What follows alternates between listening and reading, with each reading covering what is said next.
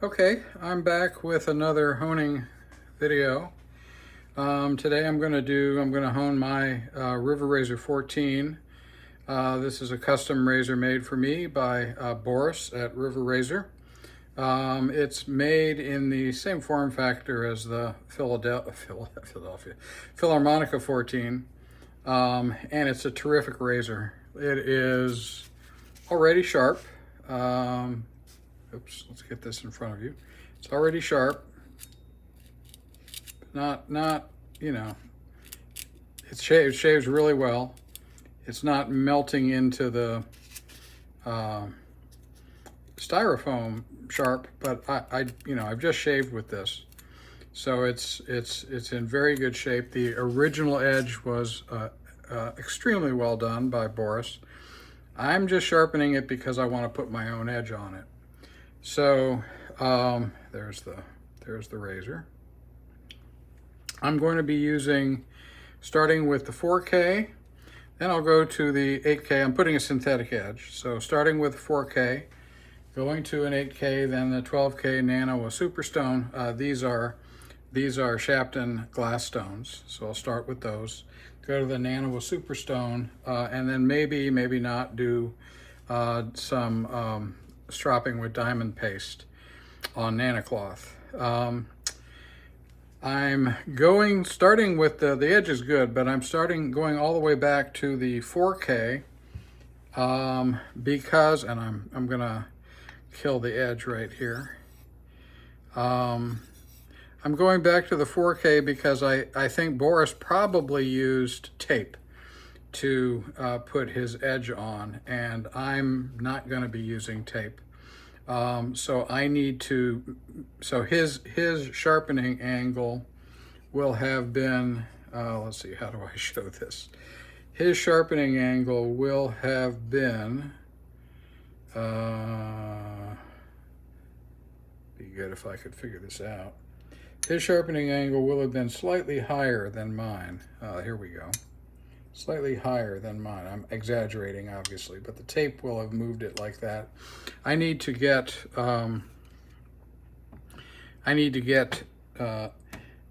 down to the very apex, and so that's going back to a little bit of a coarser stone will allow me to get there faster than if I used a finer stone. So you might be wondering why I'm not using tape when that's very popular. This is a new razor. I'll be putting hone wear on the spine. Isn't that a bad thing? Well, I don't think it's a bad thing. I think it's the way these razors were designed. They're designed to be laid flat on the stone and the sharpening angle be determined by the spine to bevel relationship. If you put tape on the spine, then each time you hone, instead of both wearing together evenly, in fact the bevel wears but the spine does not. So over time that angle, and I'm again exaggerating, that angle increases. Again, this is a bit being idealistic, but I prefer to see them wear at the same rate,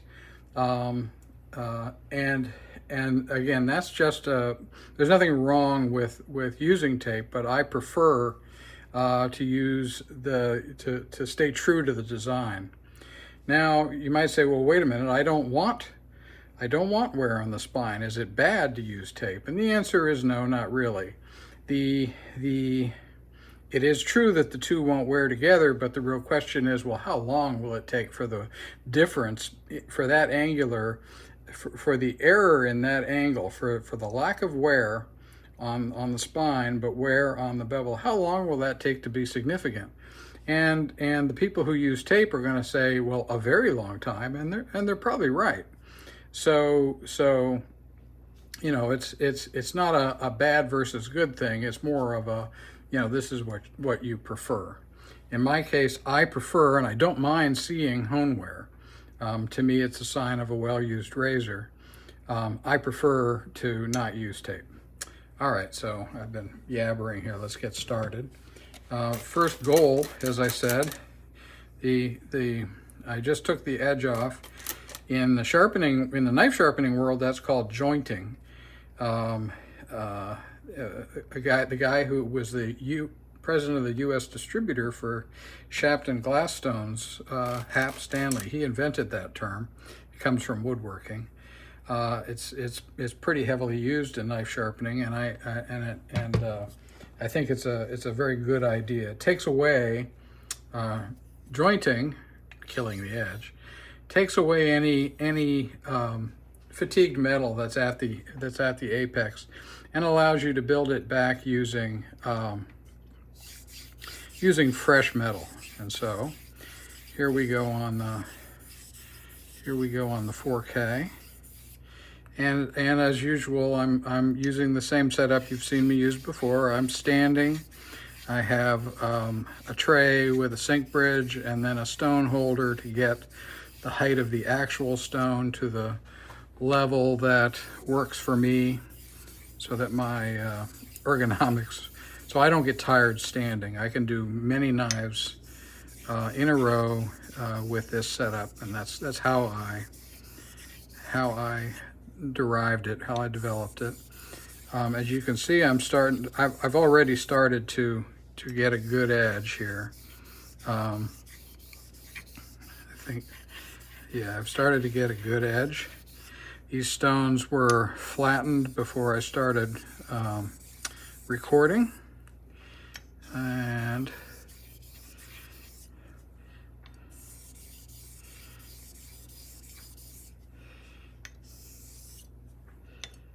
we're going to, I'm not too concerned about using slurry. On this stone, I will be using slurry on the 8K and 12K. With synthetic stones, slurry is a lot less important than it is on natural stones. That's because there's a very high with an engineered abrasive like this. There's a pretty high density abrasive, and in the case of the glass stone, especially, the binder is so good that without a slurry, the abrasive in the material is already aggressive for its size. I'm going to clean this off. Use the toweling system to see where we are. As a refresh, if you have managed to not sleep through any of my other videos, I use a packing peanut to test. My basic method for sharpening is to do about the same work to each side. I use simple strokes, trying to get even wear from heel to toe, and then I test. So do some work, do some testing, do some work, do some testing. Pretty simple. All right, so that's still not, let's see back here. That's still not great. We want the performance of the razor to be where it should be off the first stone. The rest of it, the finer finishing stones, their purpose is really to just refine that shape. So we need to get the shape right here. I am gonna use a little slurry to help move things along here, changing it from a 2-part abrasive system to a 3-part abrasive system. Slurry helps as a cushion, and it adds some abrasive capability.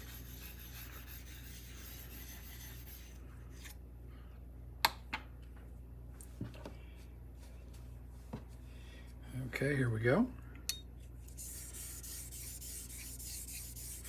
To repeat myself from prior videos, I am not using a ton of pressure. I'm letting the abrasive do the work, which allows me to not worry too much about repetitions or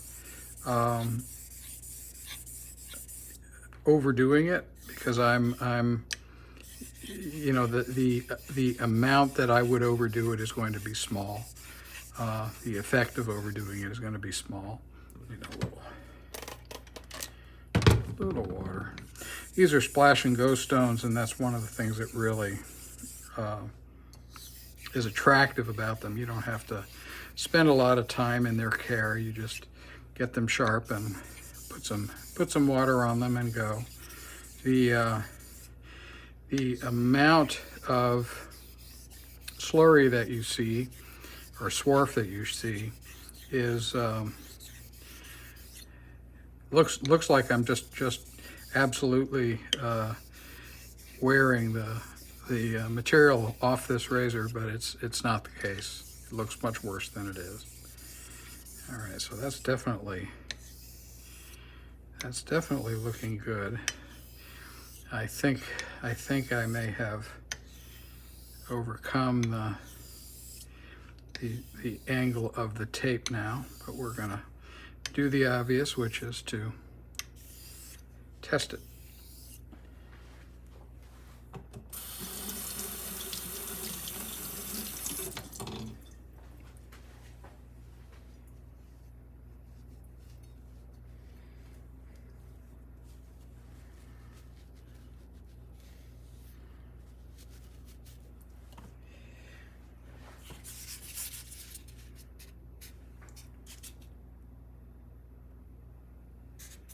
Hang on just a second.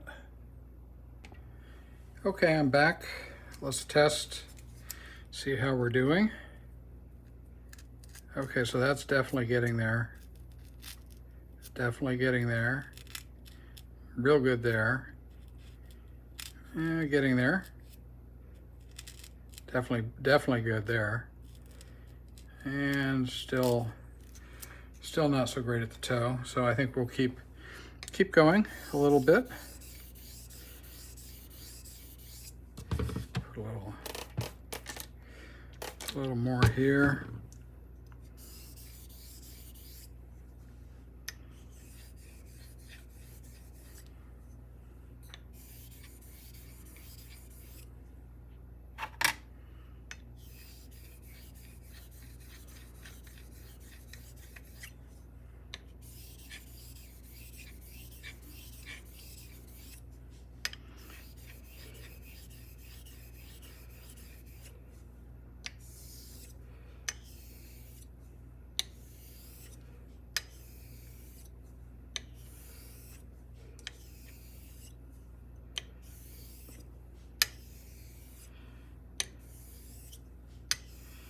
Looking pretty good.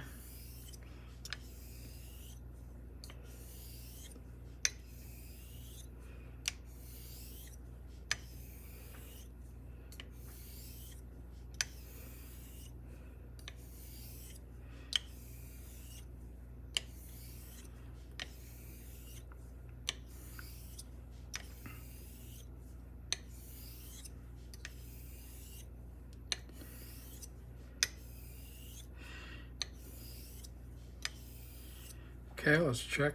Let's give it a clean and a check.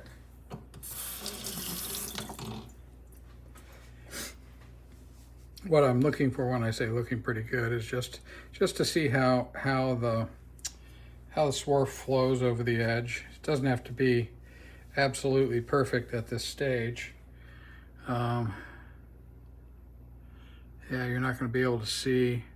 I can't see the size of the bevel, but at least there's some area there, which is good. Let's do some checking. Oh yeah, better. Very good there. Very good there. Very good there. Very good there. And getting there on the toe. I think I'm gonna do just a little bit, just a couple of more, a little bit more work on the 4K. It'll take some time away from the work that I do on subsequent stones. So let's rock and roll a little bit.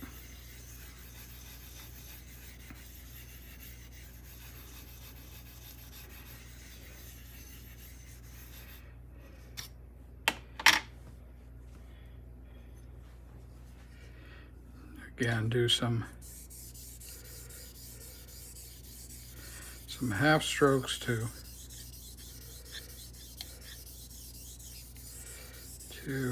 get both.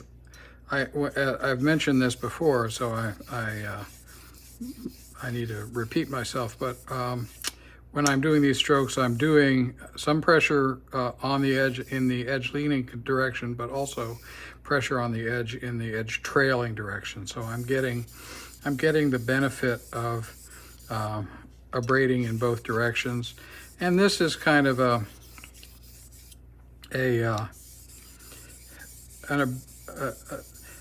something very similar to the Lynn Abrams circles that he does. So he does these tiny little circles. And so what's a circle? Well, a circle is an edge leading with a cleaning stroke, and then an edge trailing and a cleaning stroke, right? So I'm doing edge leading and edge trailing, and I'm not doing the cleaning stroke I get from the angle. I mean, he does a lot of very orthogonal looking strokes. I do things at an angle, which comes from knife sharpening. Look at this swerve. So let's see how we're doing here. I bet we're good.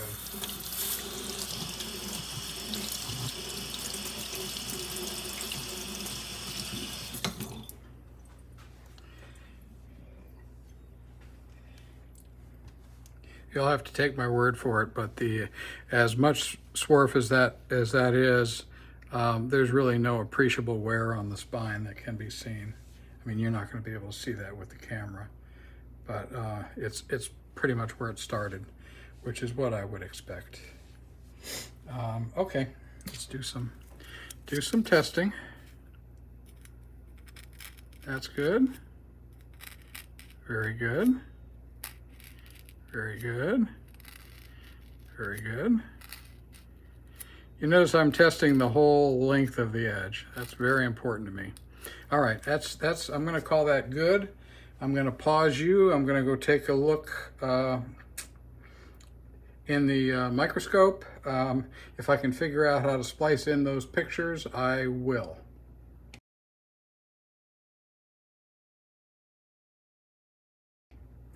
Okay, I'm back. I've taken a look at the edge through the microscope on both sides of the razor. It looks very good. As you saw, it tests nice and sharp, sharper than it was when it was a good shaving edge. So we're going to move on. I've grabbed the 8K.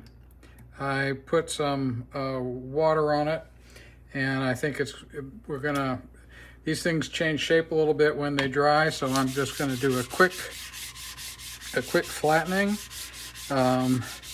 This is, again, maybe bordering on the OCD, but I want to be as consistent as possible, and so I generally do this. So I don't want to not do this. We're going to raise a slurry. I inspect both sides of the razor with my microscope, and I have a very high-powered microscope. I'm normally looking at the bevels at about 940 times magnification, so that's far more than you need. You can get by with a 25x loop if you want. I mean, that's just perfectly fine. What you're looking for is a clean line at the apex. You want that line to be clean, and very importantly, you're testing sharpness elsewhere. In my case, I'm using the packing peanut to test sharpness. So I know it's sharp. What I'm looking for in the microscope is that the line of the apex is nice and clean, and very importantly, that I have a scratch pattern that is even all the way from the top of the bevel to the very apex, and I have that along from toe to heel on both sides of the razor. If I have that, then I know I'm in good shape, and that's what I found. There's a little bit of an area right here on this side of the razor that could use a little bit more work to really get to the edge than the rest of the razor, and I'm just going to take care of that as I go along. I mean, this is something you would not see. This is a wear you would not see unless you were magnified as high as I am. It tests well, so it's really not a problem. This is more cosmetic than anything else. All right, so I'm once again going to joint the edge, take any fatigued metal off the edge, and we'll be rebuilding it on this 8K. I'm going to add a little water. We've built up a slurry, and so let's go. Yeah, I'm going to put in a little bit of work. You'll see me putting in more work on this section. I'm actually putting a little bit of pressure. I know it looks like I've got quite a bit, but I don't. But I am emphasizing that area of the bevel, and you can see. Well, maybe you can't, but a byproduct of knife sharpening is that I'm constantly moving behind the stone. It's just to get my angles right, and if I'm able to splice in a picture from the microscope analysis, you'll see that my scratch pattern is very angular, and that again comes from the way in which I hold a razor on the stone. As I pointed out, a lot of people do this. They're very orthogonal in their address of the razor to the stone. I'm much more angular.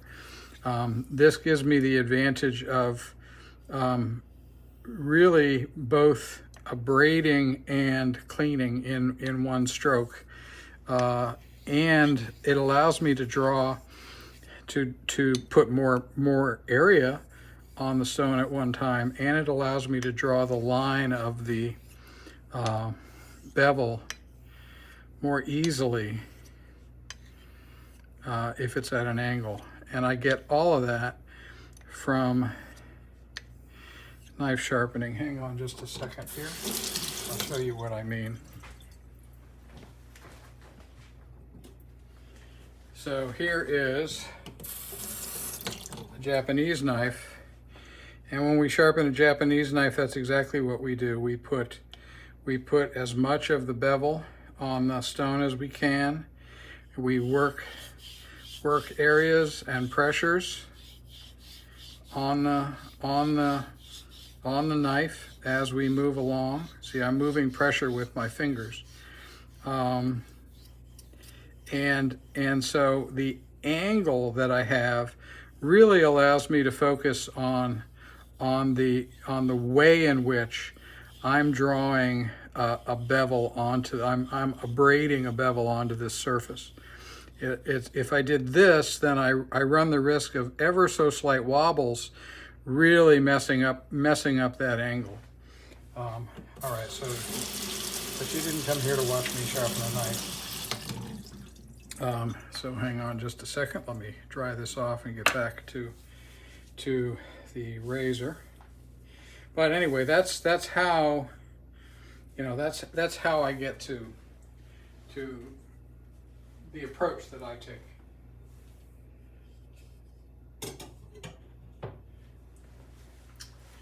Okay, I'm back. And we're gonna, now we've got all kinds of differences of steel on there. A little bit of slurry generation.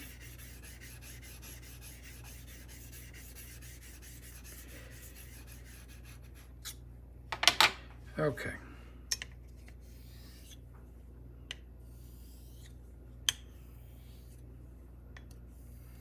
It's looking very good. And when I say that, I'm rolling. This is an X stroke, so I'm rolling my pressure across the edge. Hopefully you can see that in the way in which the slurry moves up the up the bevel, and it's moving easily. I'm holding the razor in place, but I'm not putting undue pressure on the apex. In fact, I'm putting almost no pressure on the apex. Okay, let's do a little high level.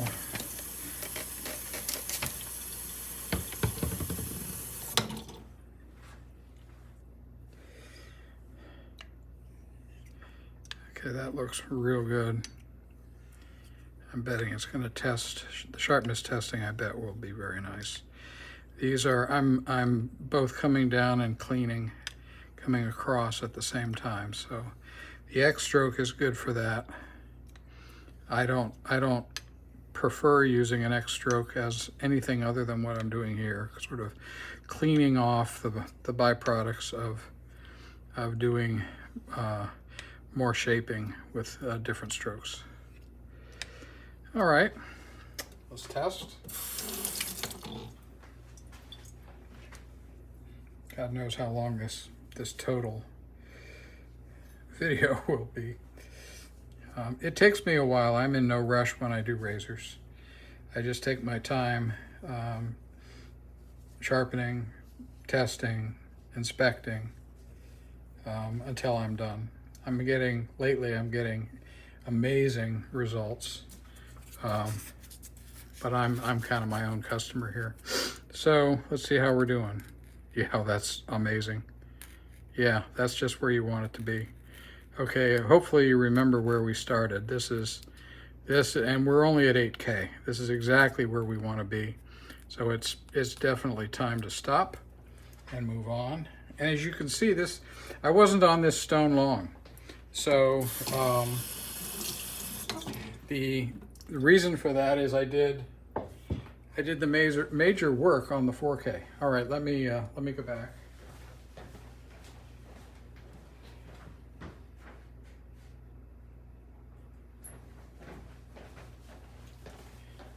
I didn't have the 12K handy. This is the 12K. It's dry, so you'll see me do the same thing I just did with the 8K.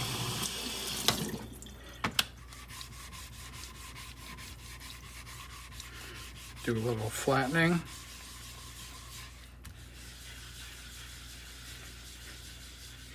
This is a very expensive Shafton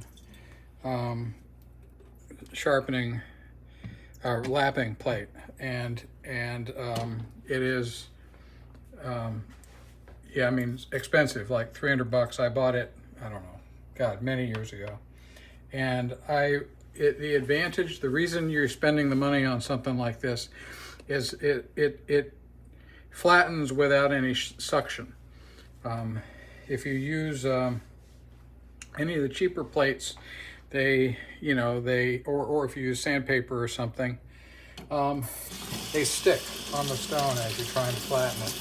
Now, is it worth the $300? No, only for someone who's got a lot of flattening to do, and can write it off, which was the case for me when I bought this. All right, so this is now flat. What's going on there? This is now flattened. Let's put a slurry on it.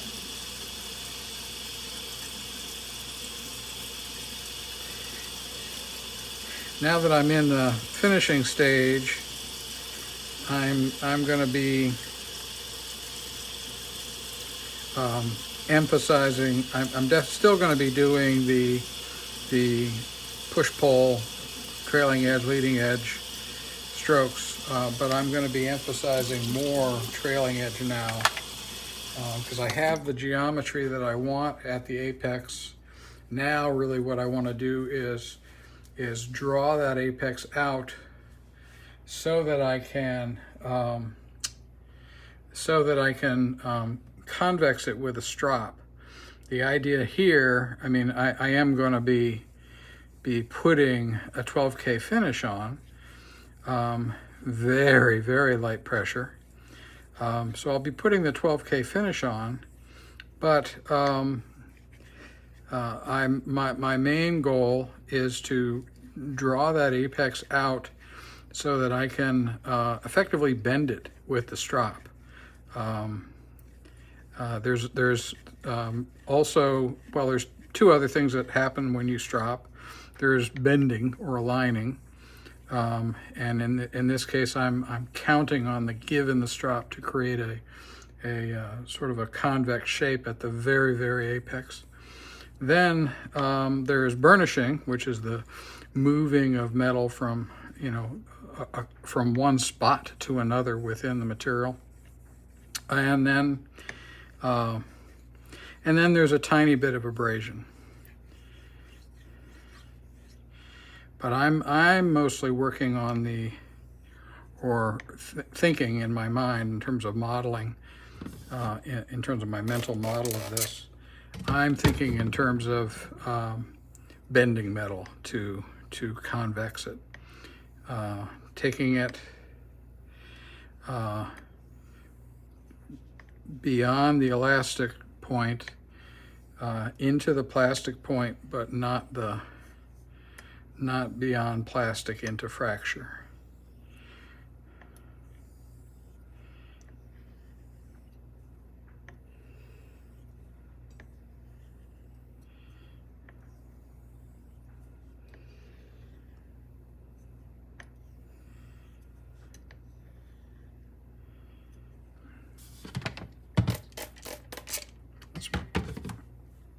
Let's move on the other side here.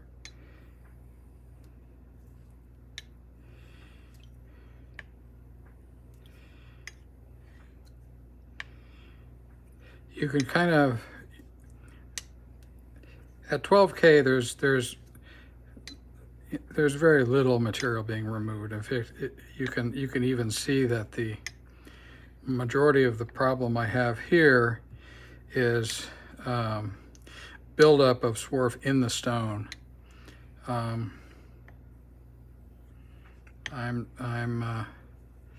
primarily doing the pull out. I'm looking at, as I roll, I'm looking to make sure that I'm getting under easily without any pressure, getting under the material. I think I have a little bit of a problem right here, but it may not be a problem that matters. So we're going to just do a little bit more, and then we're going to test. And then we're going to strop, and then test, and then probably going to maybe hit the old diamond emulsion, which I doubt is really necessary. I'm probably just going to use it because I have it.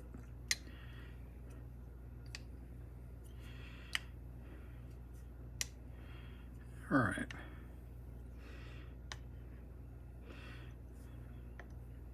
Very light cleaning strokes.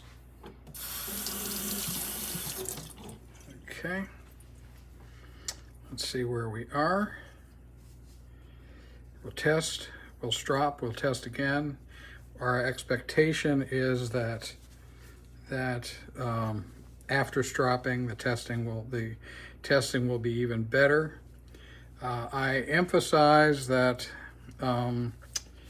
using the polystyrene packing peanuts, it takes a little getting used to.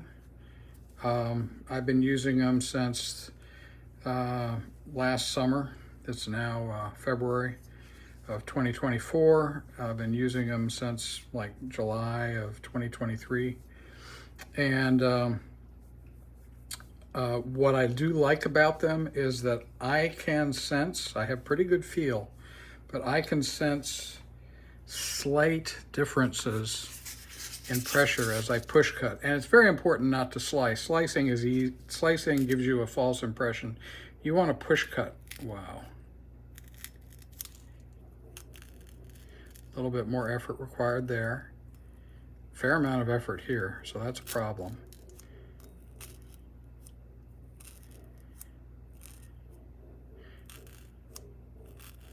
There we go.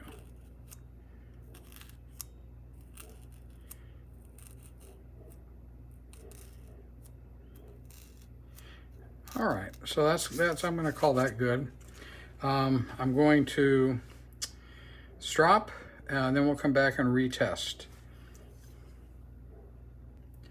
Okay, I'm back. Let's do a test and see how we've done. I did 25 laps on the fire hose linen strop. So let's see how we did. I'll try to get this in shot for a change. That's very good. That's very good. Very good. Very good. Very good. Very good. All right. All right, we're gonna call that good. Now I'm gonna go inspect this edge. If it's a mess, then I'm gonna be back on this stone again. All right, I'll see you in a bit.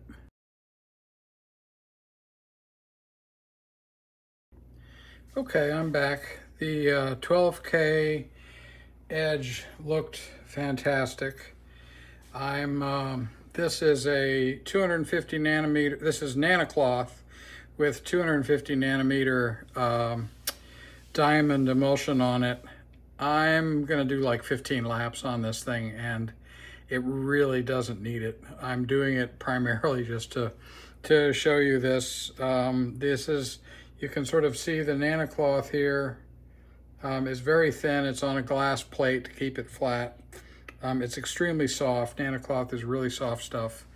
And I'm just gonna do 15 laps. Very light pressure.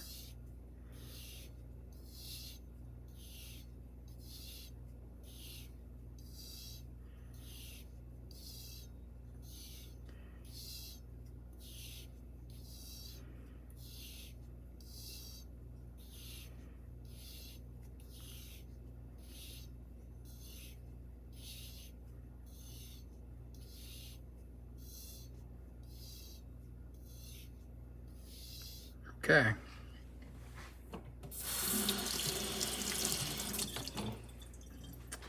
And I think that was almost not, well, I'm convinced that was not needed. I'm primarily just doing it because I have the stuff. Okay, I'm going to do some stropping. I'm going to strop once more. I'm going to take it back to the fire hose linen strop, and then I'll be doing the final stropping on this strop that I got from Tony Miller here in Maryland, USA. So I will, let's see, let's try to position. Can I position that? No, that's as far as it goes. Yeah, so I'm gonna do majority of the stropping, and I'll come back when I'm finishing on this strop. Okay, so I've done 25 laps on the fire hose linen.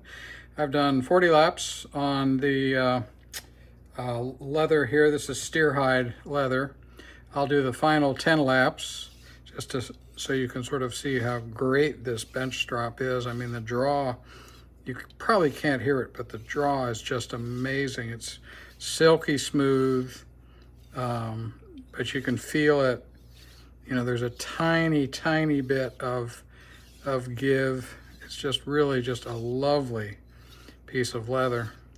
I'm incredibly fortunate to have somebody in the same state as me who can provide this kind of material. He just sent me the material. I put a magnetic backing to it and have it magnetically stuck to a steel plate here.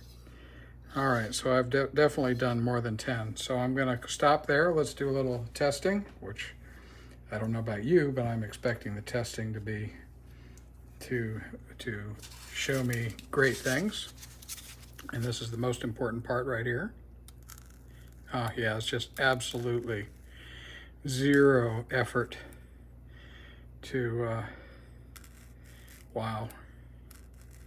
I mean, I'm putting the edge to the polystyrene and then almost pulling back.